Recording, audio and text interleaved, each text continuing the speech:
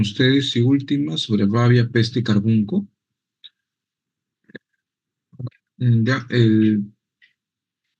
había peste y anthrax. Las presentaciones son, por así decirlo, un poco más cortas. La presentación de VIH por el doctor Vélez va a ser unos días después, que ya se van a comunicar con el delegado. Bueno, empecemos. Como les comentaba, son tres enfermedades que me tocan presentarles. Probablemente la frecuencia va a ser baja, pero sí son que tenemos que tener información al respecto y algunos datos clave. ¿Ya? La rabia, la primera de ellas, es una zoonosis. Ya, como toda zoonosis, tiene que haber involucración con animales.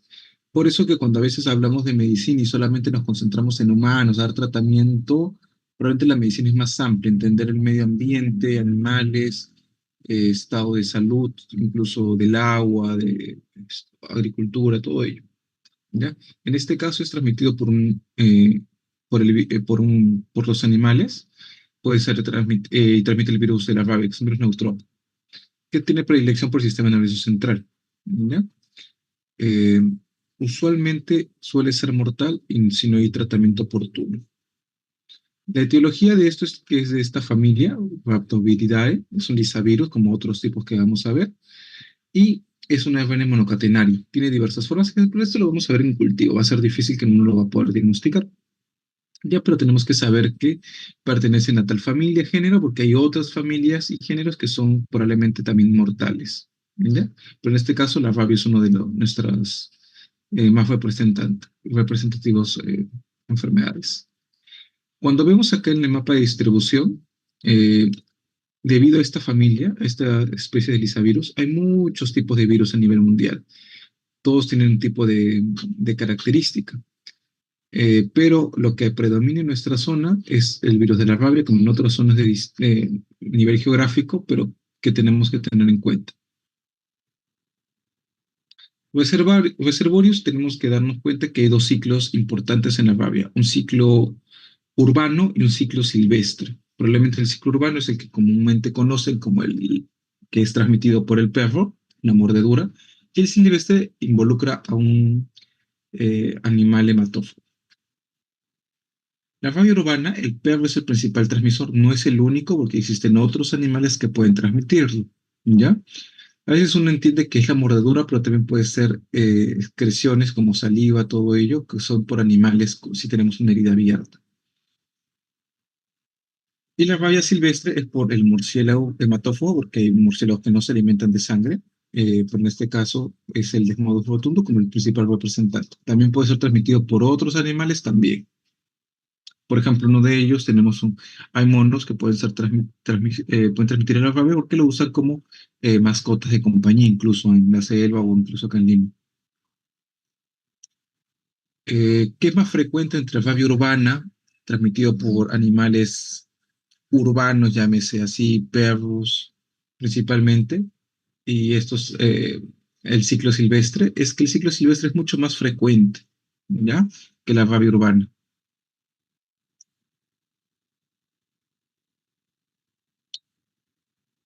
Cuando vemos a nivel mundial solamente la rabia, a nivel de Latinoamérica y nuestra zona que es importante, siempre tenemos al Perú y a Bolivia como los países más representantes de alto riesgo de transmisión de rabia, ¿ya? Y además de otras zonas a nivel mundial. Y cuando les preguntemos eh, en qué parte del mundo, Perú, Bolivia, y qué parte de esta zona, tenemos que entender que depende, ¿no? Si es rabia urbana por perros, usualmente es en la zona de Puno, Arequipa. Por eso que en nuestra historia clínica, cuando vemos epidemiología, de dónde viene, hasta cuándo vivió, a dónde visitó, es importante. ¿Y por qué esta zona? Porque se han visto que probablemente las campañas de vacunación son más deficientes. Y ahí somos zonas fronterizas con Bolivia, donde sus zonas de vacunación para animales es más baja. Y los animales, los perros, pueden pasar de un animal a otro, de un país a otro con las personas. Pasan de Desaguadero a Puno, y de Puno hay una comunicación rápida con Arequipa. ¿Ya? Incluso en Arequipa hay zonas en las que pueden ver como que calles vacías, van perros sin dueño y que pueden tener esto, compartir la rabia. Uno de los casos de rabia urbana que han habido hace unos años ha sido en Arequipa. O sea, cuando escuches rabia urbana, probablemente ya tienen que estar pensando, ah, es de Arequipa, probablemente, o de una de estas zonas. Pero cuando hablamos pero suele ser raro, como le digo. En cambio, si vemos el otro mapa, la zona de rabia silvestre, toda nuestra parte de la selva, sierra, parte oriente, suele ser más frecuente. Es decir, cuando tengo un paciente de rabia, probablemente sea más probable que sea silvestre que sea urbano. Los casos así, por ende, cuando los vemos en el Ministerio de Salud reportados, suelen ser mínimos los casos de rabia urbana, pero los de rabia silvestre siempre hay cada año. ¿Ya? Incluso cuando hubo el problema que les comentaba de la rabia urbana hace unos años en Arequipa, un caso que falleció, aumentó de manera importante los casos que se acudieron a emergencia por pasar zonas que les mordió un perro, ¿no? Que suele ser frecuente. Pero cuando vemos nuestra epidemiología, vemos que estadísticamente no es frecuente que un perro de Lima tenga rabia. O sea, no se da así. O sea, si no tengo el agente que está enfermo, no va a haber transmisión porque no tengo rabia silvestre en Lima. Pero por tema de precaución, sensacionalismo, todos iban a los lugares porque les mordió no sé, el perro del vecino que tiene todas sus vacunas, pero estoy asustado y ponían vacunas sobre demanda. También en rabia silvestre tenemos otros casos, como les decía, tenemos al chosna, vacas, también otros animales que pueden ser transmisores de rabia. Claro que son también que hayan fallecido por eso. Entre los planes que han existido para erradicar la rabia, el principal que ha demostrado mayor utilidad es la vacuna para vacunar, valga la redundancia, a los perros, a los animales, el Bancan, que usualmente es en junio, julio, que tratan de vacunar a todos los animales silvestres que han podido haber. El problema es que eh, durante la pandemia bajaron las tasas de cobertura, porque pues, obviamente estaban más preocupadas toda la inversión en salud en máquinas UCI, hospitales, oxígeno y las personas, disminuyó las vacunas para diversas enfermedades. Una de ellas es contra la rabia. Por eso tenemos más carga de enfermedad que puede sobresalir en unos años. ¿Ya? Pero eso, la vacunación contra los perros solamente cubriría la rabia urbana, pero no la rabia silvestre, porque tiene más limitación. Diversas zonas en las que se ha detectado estos casos, pero suelen ser muy antiguos, ¿no es cierto? No suelen ser frecuentes. ¿Cuál es la ruta de la infección? Usualmente el perro que ha sido mordido por un animal rabioso, llámese otro eh, canino, canino que ha tenido la rabia, o que lamentablemente ha habido un murciélago o otro animal silvestre que puede meterse en el ciclo, es portador y luego que ingresa, enferma al animal, se queda en la saliva y luego puede animar a otra persona.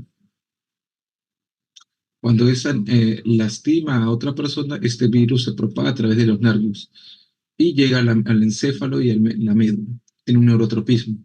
Así que depende mucho cuál es la distancia o cuán inervado esté. Si está muy inervado, llámese pulpejos de dedos, va a ir más rápido. O si muerde en la cara, va a estar más cerca del sistema nervioso central. No tanto así como en el abdomen, pierna, ¿no? Entonces es muy diferente la gravedad.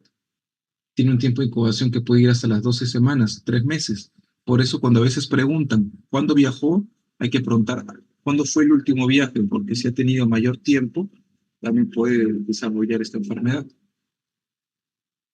Y luego cuando llega al cerebro, ocasiona la replicación y afecta a niveles glandulares y toda la patogenia que vamos a ver. Como le digo, puede llevar hasta 120 días y otros hasta 3 meses. El tema es que es largo el tiempo. O sea, puede que a mí me haya mordido un perro en abril y todavía se están incubando y evolucionar. No lo tendrá que descartar. Tenemos un periodo de incubación, un periodo de pródromos, cuando ya empieza a incubar, a desarrollarse, y que después empieza la fase clínica, que tenemos dos presentaciones, una fase de excitación o una fase que puede ser una fase paralítica. ¿Ya? que usualmente una va después de la otra.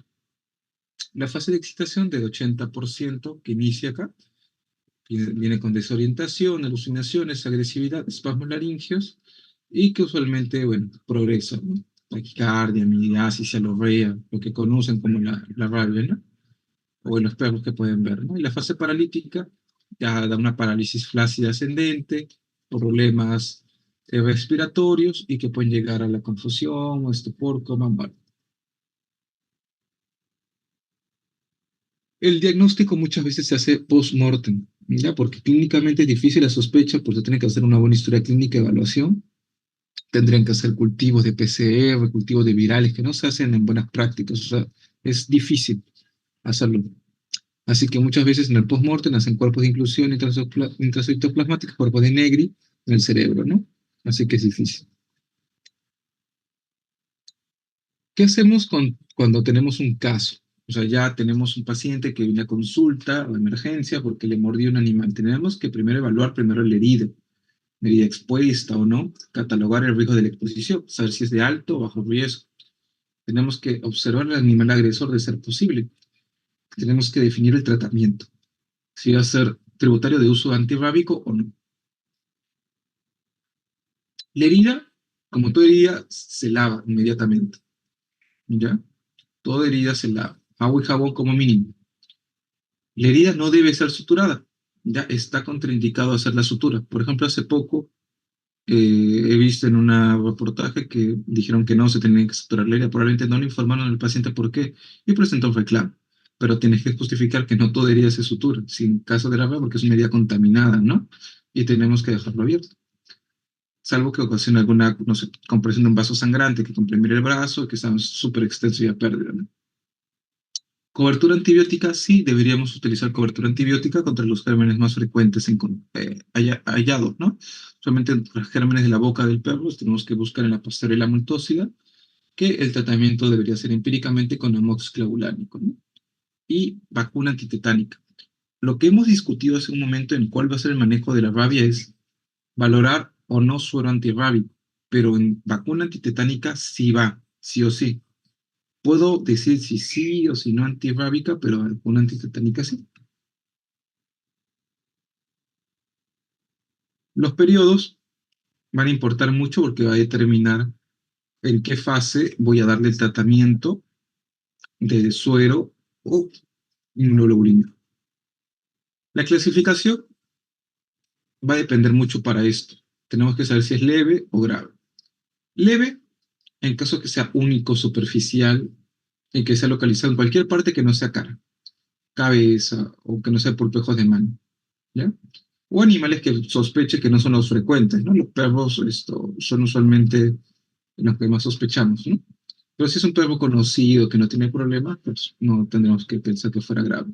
Y grave, mordedura o arañazo, ¿no? No tiene que ser asunto de mordedura.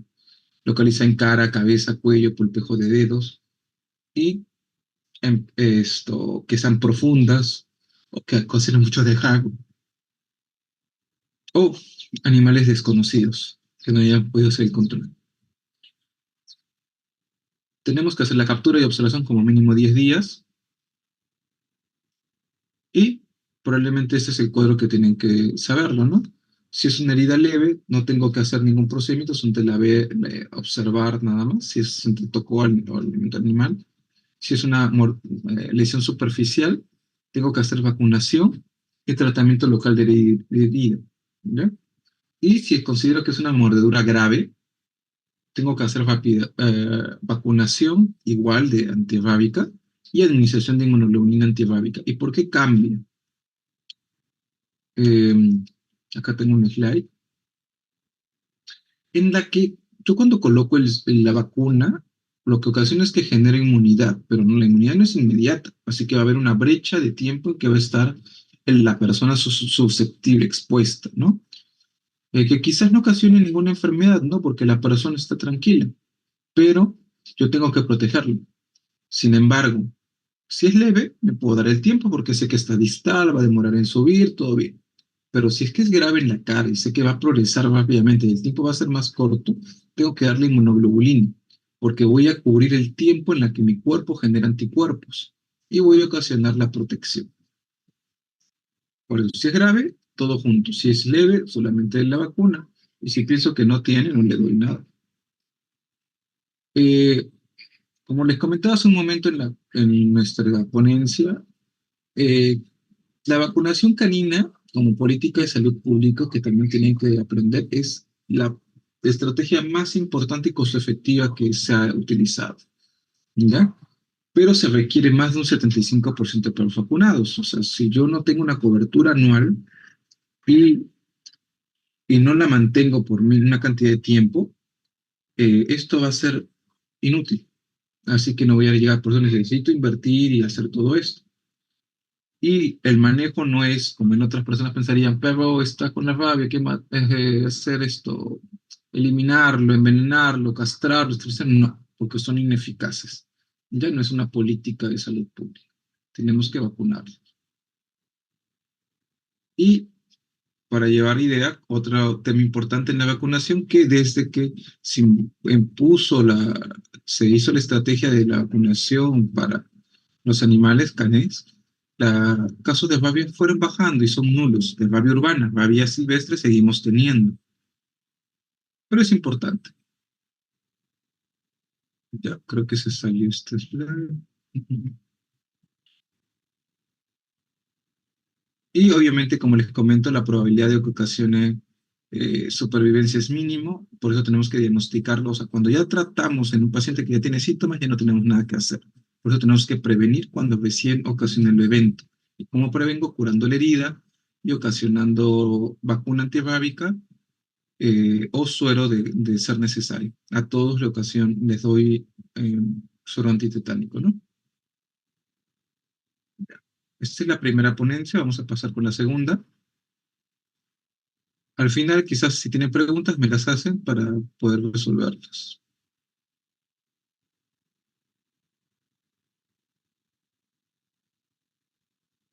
¿Ya? Este es lo de peste.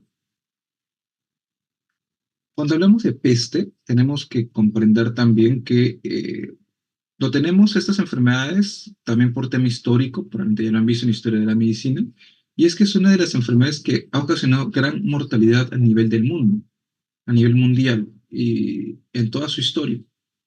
Es por eso que tiene un tema importante que poder mencionar, y esto es ocasionado usualmente por las pulgas, lo transmiten los animales de las ratas, y que ocasionan, ¿y por qué hay ratas? Porque hay temas de mal higiene, ¿no? Así que igual, cuando yo veo enfermedades a nivel mundial de salud pública, tengo que ver que eso te voy a atacar a la persona o hay algo atrás de eso, ¿no?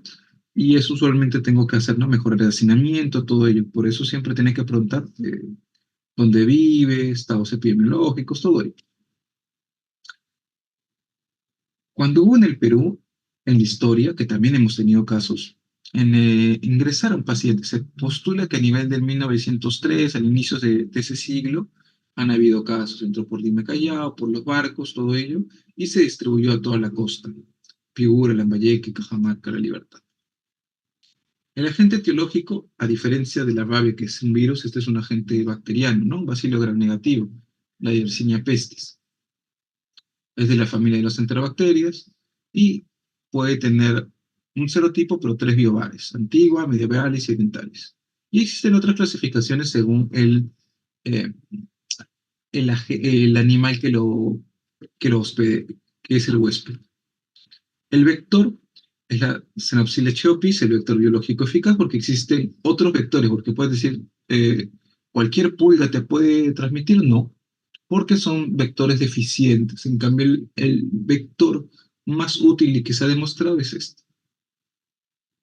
La transmisión se vuelven infectantes luego de 3 a 5 días del contagio, pueden permanecer hasta meses infectantes las propias pulgas, mueren como cualquier animal, pero ellos tienen menos tiempo de vida. Pero durante su viabilidad y después de que fallecen, pueden todavía transmitir. Por eso tenemos que verlo, ¿no? En los primeros y segundo días. Y esta enfermedad es un nivel de bioseguridad 3, como hemos visto en tuberculosis, que hay, cuando trabajamos con cepas vivas, es de alta transmisibilidad. El ciclo depende de lo que afecte, ¿no? Si afecta, tenemos que primero van a afectar los animales por sí, entre ellos se van a transmitir las pulgas infectadas, o sea, la tengo unos animales que tienen la pulga infectada, transmiten a otros roedores, se vuelven a transmitir entre ellos. De casualidad se meten otros, nosotros, a gatos, perros, humanos de manera accidental, y ahí es donde nos transmiten. Casos. Los casos con cada año han ido disminuyendo. Al inicio de los 90 han habido muchos más casos, ahora son menos, pero siguen habiendo casos. ¿Y dónde ha habido los últimos casos? En la zona de Cajamarca. Lambayeque también ha habido casos. Pero es por eso que tenemos que entender, o sea, si por ejemplo le pongo un caso paciente que viene de, no sé, Tacna, no sería probable porque no hemos tenido reportes de ahí, o sea, no es frecuente, no es probable, pero probablemente si yo pienso la zona norte, costa norte, Lambayeque, Trujillo, Piura, Cajamarca, sí. Manifestaciones clínicas. Tenemos tres manifestaciones clínicas predominantes: bubónica, septicémica y neumónica. La más frecuente es la bubónica, lo que saben por historia, ¿no? Peste bubónica, que son los bubones. Y las otras son menos pero frecuentes, por suerte. Tiene un periodo de incubación, la peste bubónica, la presentación bubónica de 2 a 8 días, escalofríos, ganglios, de hasta más de 10 centímetros, que pueden ocasionar obstrucción, ocasionar edema de miembros inferiores y proliferar, supurar. La mortalidad es hasta un 50% por sí mismo. Septicémica, se ha hecho una diseminación, ¿ya? Usualmente es raro que no tenga bubones, es raro, pero puede ser septicémica secundaria, o sea, puede que haya empezado con bubones y luego se haya diseminado, es lo más frecuente. La mortalidad aquí ya es 100%, casi 100%, ¿no? Como todo en la vida, nada es absoluto. Y neumónica, que es la más grave. ¿Por qué sería más grave? Porque acá el comprometer el sistema respiratorio ocasiona también una mayor diseminación a la persona y al personal circundante. Hubo hace unos años, 16, 18, en La Libertad, Lambayeque, por ahí, una persona que ingresa a emergencia por una neumonía bilateral, lo intuban y el médico o el personal que estuvo a cargo también se contagió. Me impresiona que una persona de ellos, personal se lo falleció. No estoy seguro de eso, pero sí sé que se contagiaron porque hubo el reporte y todo ello.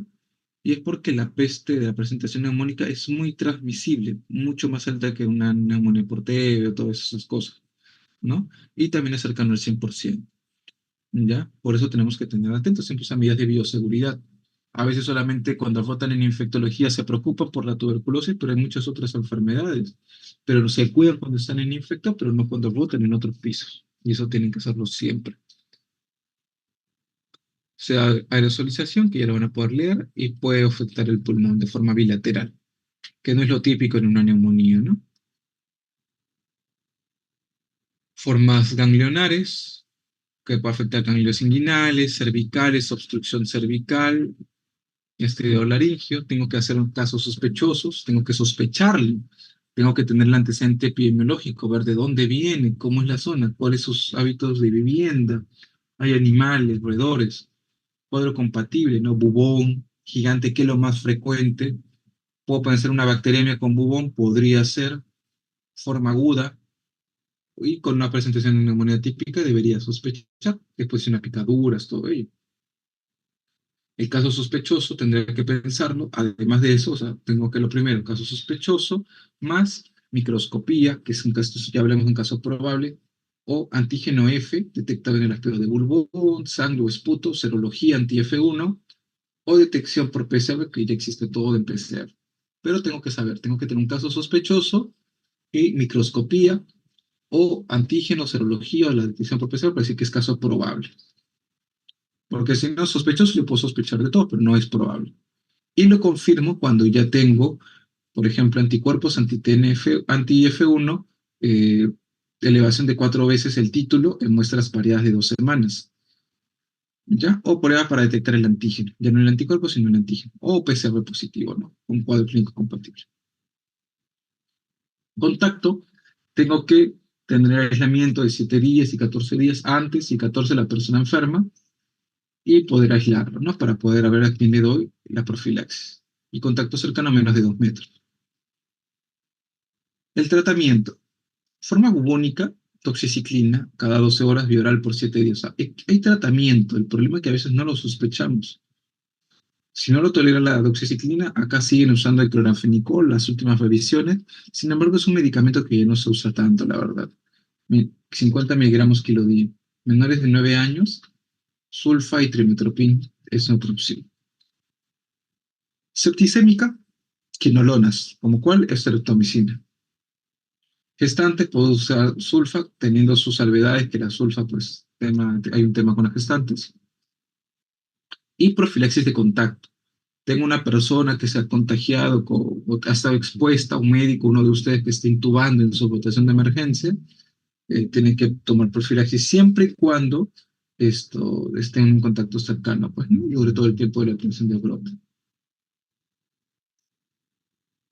Y esta es la parte de la peste bubónica. Y para compartir ya la última presentación, ¿dónde está?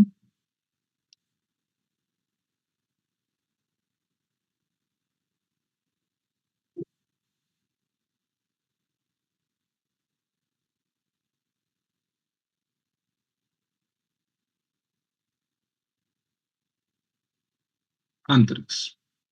Como se dan cuenta, estas tres enfermedades que me ha tocado exponer con ustedes son probablemente raras, probablemente no los vean, pero tienen que sospecharlo, tenerlo en su base de datos, porque son importantes. Ambas, mortalidad es muy alto. Anthrax, peste y rabia. Por eso lo que más me importa es salud pública, prevenir, detectar casos probables como diagnóstico y ya.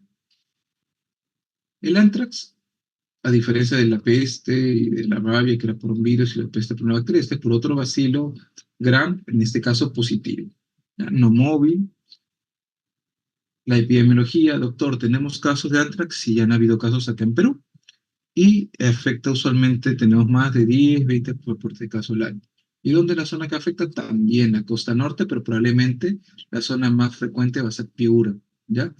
Estábamos hablando rabia, zona de urbana, Puno, Arequipa, Silvestre, la zona selvática, la peste, es en la zona de Libertad, Lambayeque, Cajamarca, y Antrax, Carbunco, en la zona de la costa, usualmente en Piura.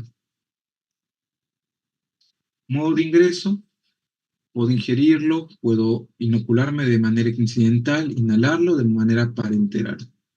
Factores de virulencia, cápsula de ácido polideglutámico, ¿ya? Y tenemos proteínas, proteína de factor de edema, factor letal y antígeno protectivo. Estas toxinas con estas proteínas se pueden coformular y formar exotoxinas y dar una toxina antiedema y toxina letal. Ya el juego de todos estos factores. Cuadro clínico. Cuando yo me inoculo de manera accidental, esperamos, es una úlcera elevada con tejido necrótico oscuro en el centro, ¿ya? Eh, 2-3 centímetros de diámetro en la zona de inoculación. Puede diferenciarse contra otro, como un chancro, aunque este no es de esa misma característica, no es necrótico, una leishmania suele ser limpio, o una úlcera, pues no sé, vasocelular, diversas enfermedades, pero acá tengo el antecedente de trauma, ¿no? Y la zona epidemiológica. Y suele ser pronta, 5 o 7 días. Evoluciona de una pápula a una úlcera necrótica indolora. Fiebre, malestar y la mortalidad es alta sin tratamiento, o sea, tengo que sospecharlo, si no se me va a escapar. Inhalación de las esporas. Pueden quedarse en el aire, puedo aspirarlos y tener una necrosis hemorragia a nivel pulmonar, porque puede ocasionar, así como de una úlcera necrótica en la zona cutánea, puede dar úlceras necróticas, pero a nivel pulmonar y ocasionar sangrado. Obviamente acá el tiempo es un poco más de incubación, que puede llegar hasta los 10 días, y la mortalidad es mucho más letal, inhalatoria hasta 90 y tantos por ciento. Tracto gastrointestinal, en vez de inhalarlo, inocularme, lo ingiero. Y en ese caso dan lesiones ulceradas, pero ya no en el pulmón ni en la piel, sino intestinal y ocasiona sangrado digestivo. Y la última forma, la meningitis, que es de forma primaria es rara. Usualmente se da de una de las formas secundarias, las anteriores, cutánea, pulmonar, gastrointestinal, y se da una diseminación. Y esta diseminación puede afectar el sistema nervioso central y ocasionar trastorno de sensorio, agitación, como muerte. Diagnóstico, cultivo, método de PCR, como en todas las enfermedades que ya existen, y malditos. El manejo, tenemos que determinar que el Bacillus anthracis es usualmente susceptible a muchos antibióticos, ¿ya? Pero no es susceptible a cefalosporinas, muchos que les gusta dar ceftriaxona, por ejemplo, o al cotre. Por eso, si es susceptible a muchas cosas, no tendría por qué fallar, pero el tema es que las personas a veces no lo sospechamos, así que tenemos que evaluar. En el caso de que fuera meningitis, deberíamos considerar si vamos a dar antitoxina, porque acá vamos a lo que hay una toxina circulando, ¿no? De Bacillus anthracis. Acá probablemente el tratamiento antibiótico va a ser múltiple, con cipro, merolina. Tratamiento combinado para esta forma muy severa. Si no tuviera compromiso de meningitis, serían dos moléculas, antibióticos. Y si fuera solamente cutáneo, puede ir con un solo antibiótico que incluso puede ser bioral. Observaciones, probablemente lo más importante es que es debido a que se diseminó, probablemente no han escuchado, en el año 2000, que se diseminaba por sobres estas esporas y estaban preocupados, trató de investigar cómo puedo llegar al diagnóstico de esta enfermedad infecciosa sin necesidad de exponerme, porque si no me voy a enfermar. Es por eso que de ahí entró más en boga el tema de los métodos moleculares, como las plataformas expert, ¿no? Que es un mini laboratorio que lo procesa, da el resultado y no tienes que estar en contacto con la cepa viva necesariamente. Y eso, doctores, es todo lo que tengo que presentarles el día de hoy. No sé si hay alguna pregunta, duda.